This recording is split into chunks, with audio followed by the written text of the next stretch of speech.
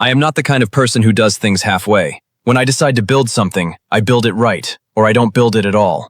So when I finally saved enough to put in a backyard pool, I didn't settle for some plastic shell you'd find at a weekend garage sale. I poured everything into it. Custom mosaic tiles, underwater lighting that shifts from blue to gold at dusk, and a small waterfall that makes the whole yard feel like a private resort. It took years of discipline, sacrifice, and saying no to a lot of things I wanted, so I could have one thing I truly deserved. I'm not selfish, though.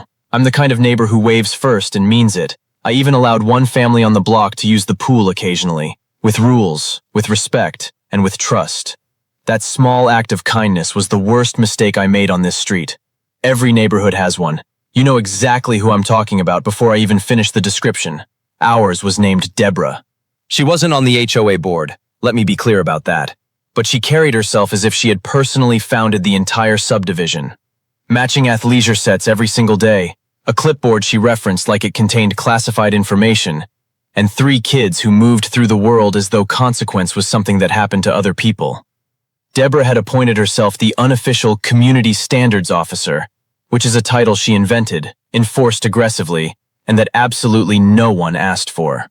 She was the kind of woman who knocked on your door to tell you your welcome mat was slightly off-center. The first time she brought up my pool, it was casual. Calculated casual.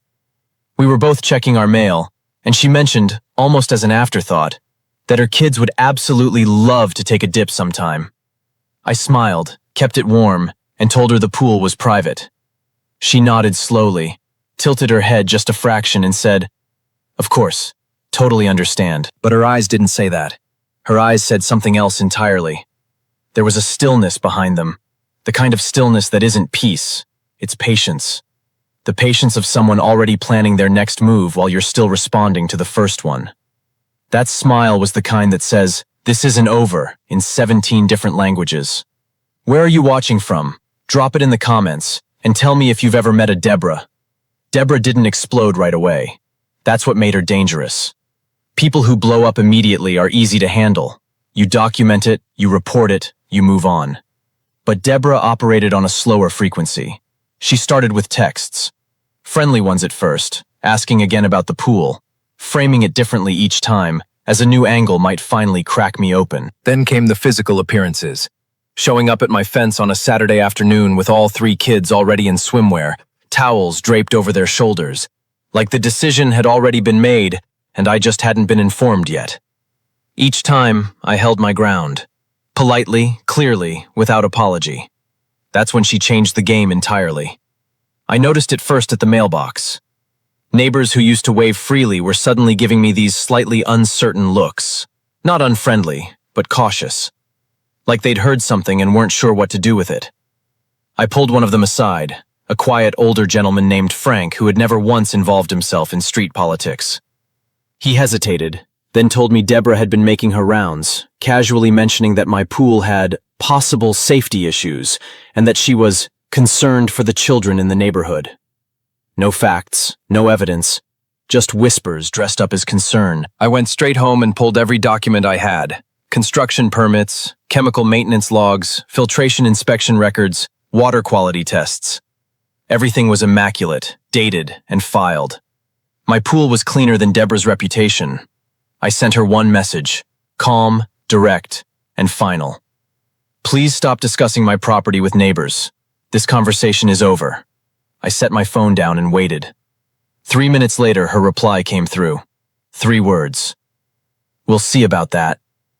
And just like that, the gloves were off. I want you to picture a perfect Saturday morning. Coffee brewing, sunlight cutting clean across the backyard, the waterfall doing exactly what it was built to do, creating peace. That was my morning, right up until the knock at the front door. 2 code enforcement officers stood on my porch, clipboards in hand, expressions professionally unreadable. Someone had filed a formal complaint against my property. The allegations were specific and serious. Improper drainage, illegal chemical disposal, and a claim that my pool had been constructed without a valid permit. I knew exactly who had made that call before either officer finished their second sentence. I didn't panic. I didn't argue. I simply opened the door wider and told them to inspect everything they needed to. Because that's what you do when you have nothing to hide. You let the truth do the talking for you. They spent the better part of an hour out there. pH levels, drainage flow, filtration capacity, chemical storage, permit verification numbers. Every single item on their checklist received a passing mark.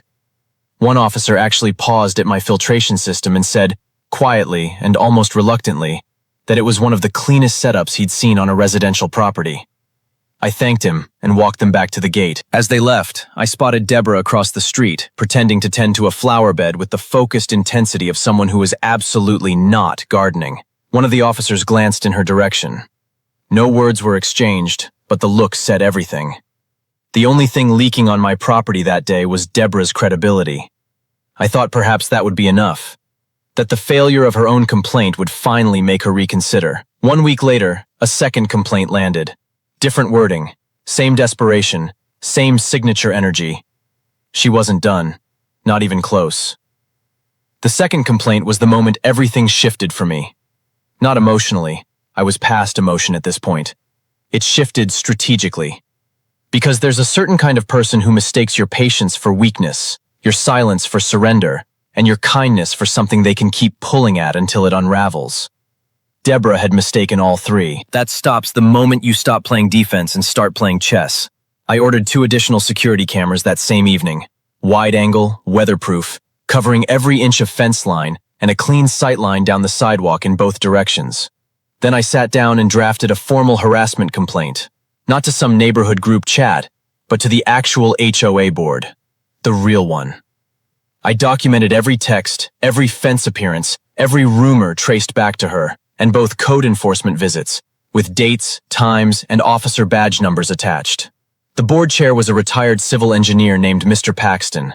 Quiet man, measured, someone who had clearly seen his share of neighborhood theatrics. He reviewed the file I submitted, looked up at me once, and said with the weight of a man choosing his words carefully, "This is embarrassing." He wasn't talking about me. I also sent a cease and desist letter via certified mail, signature required, and posted 2 laminated signs on my gate. No trespassing, recording in progress. Debra wanted a war. I gave her a paper trail. And paper trails, unlike feelings, hold up in every room that matters. The certified mail was delivered on a Tuesday. I know this because my camera captured the exact moment the postal worker handed Debra that envelope, watched her read the return address, and saw her face shift from curiosity to something that looked like a circuit breaker tripping behind her eyes. I gave her 24 hours to process it. She used those 24 hours to detonate instead. She arrived at my gate on a Wednesday afternoon with all 3 kids trailing behind her like reluctant witnesses to a crime she was about to commit in broad daylight. I was inside.